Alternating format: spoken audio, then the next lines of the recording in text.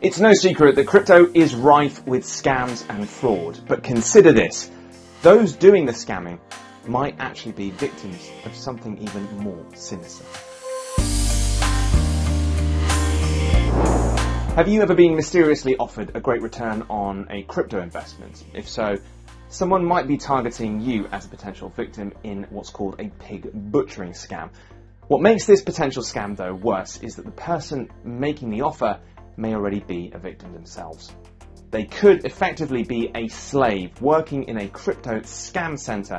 These are places where people who thought they'd been offered a regular job are allegedly forced to work for up to 15 hours a day, scamming people out of their crypto.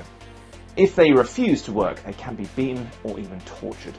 Stephen Topless of data analytics firm LexisNexis says these operations are becoming very sophisticated and their influence is spreading.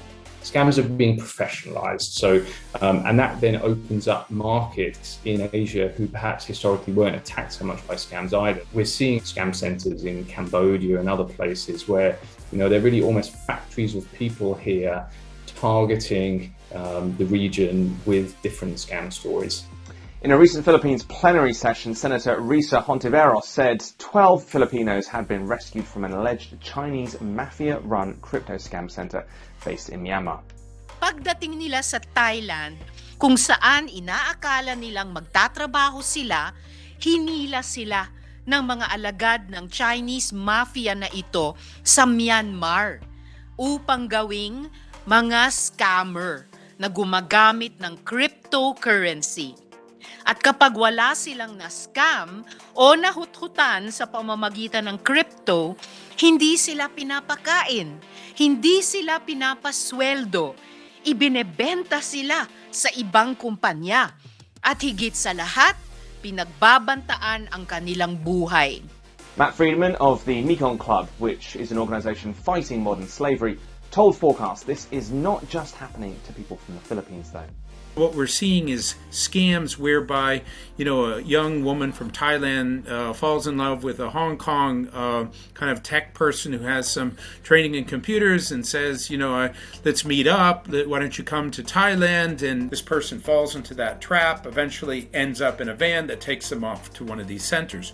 Or there's something on social media that basically describes that you can make $5,000 a month working at a casino in Cambodia, and they actually go through an interviewing process. It seems very legit. They get there, same thing happens. Matt says this is very much a case of if it sounds too good to be true, it almost certainly is. Given that the current minimum wage in Cambodia is under $200 a month, an offer of $5,000 for an entry-level position hardly seems likely. According to the BBC, some victims have been told they need to pay a ransom if they want to leave. If they can't afford it, they're then forced to attempt to escape. Senator Hontiveros has urged the Philippine government to do more to help those that become trapped this way. But Matt says such pressure has so far resulted in operators simply crossing borders. There's a tremendous amount of pressure from many of the governments on Cambodia, and what that has resulted in is that this moves to Myanmar, or it moves to another part of Laos or other locations where, it's difficult to immediately get the authorities to address this. We're also seeing this go off in other locations as well. I've heard that it's in Nepal.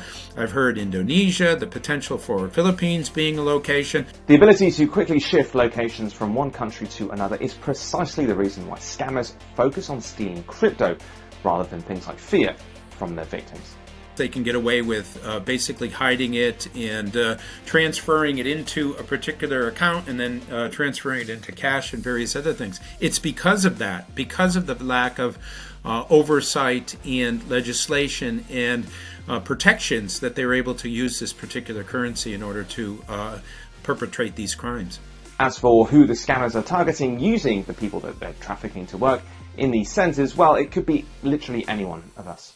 May namumuong masamang plano ang Chinese mafia na ito na gawing all-Filipino team ang mga scammer nila sa Myanmar at iba pang lugar dahil sa ating English proficiency. Scams used to be maybe more of an English language problem. Nowadays, people are attacking you in your local language. So if you are from mainland China and you are brought to Cambodia, you basically are speaking Mandarin and scamming people in Mandarin and Cantonese for Cantonese and so forth. There are people from Asia who are scamming people in America, Canada, and all different parts of the world. If you're not sure what a pig butchering scam is, this is essentially where someone gains your trust, then offers something that appears too good to be true. That could be a job or an investment. Henry Chambers of the Hong Kong chapter of the Crypto Fraud and Asset Recovery Network said this. Once that trust has been built and the investment has been induced, it may be that they start to show in these frauds some notional gains. And you think, wow, what a wonderful investment I've been involved in. How lucky am I to have been approached on one of these sites? And then ultimately, when they try to realise these gains, ultimately they're not able to realise these proceeds. Alright, that's it from us. Like and subscribe to this video for more content like it, and let us know your thoughts in the comments.